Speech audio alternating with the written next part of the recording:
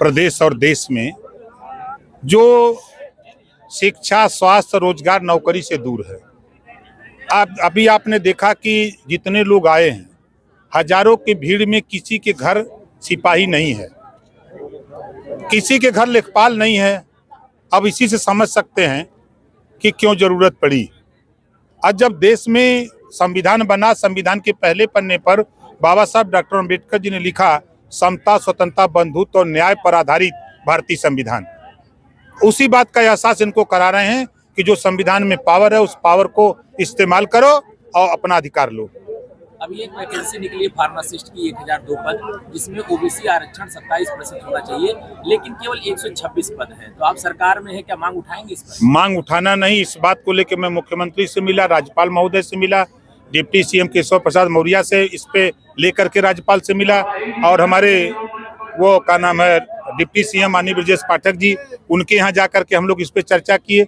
और ये हुआ कि जब तक रिजर्वेशन नहीं होगा, भर्ती हुई तो फिर लड़ाई हो जाएगी। 2024 की तैयारी शुरू हो गई है, संघनाद हो ही चुका है, क्या देखते हैं आप, किस नजर से देखते हैं 2024 का? देखिए, लड़ाई नाम की कहीं चीज नहीं है, सच बता दूंगा आपको।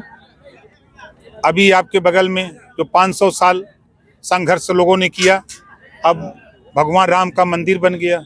कितने लोग तो मंदिर बनाने के लिए लड़ रहे थे, अब तो वो खुशी हो गए हैं। और जो सबसे बड़ी बात देखिए, उत्तर प्रदेश में 7 साल से योगी आदित्यनाथ जी मुख्यमंत्री हैं, और 7 साल में एक भी दंगा कहीं नहीं हुआ पूरे प्रदेश में, 75 जिले में, ना कहीं कर्फ्यू लगा। आज भेदभाव नहीं है, जो भी योजना बन रही है, चाहे वो किसान सम्मान निधि की योजना हो, वो सीधे खाते में जा रही, कोई बीच में बिचौलिया नहीं।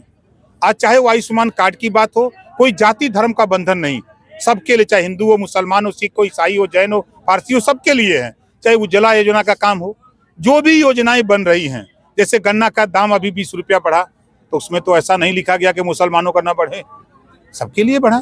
तो जो योजनाएं बन रही हैं वो सबके लिए बन रही हैं, सभी लोग खुश हैं।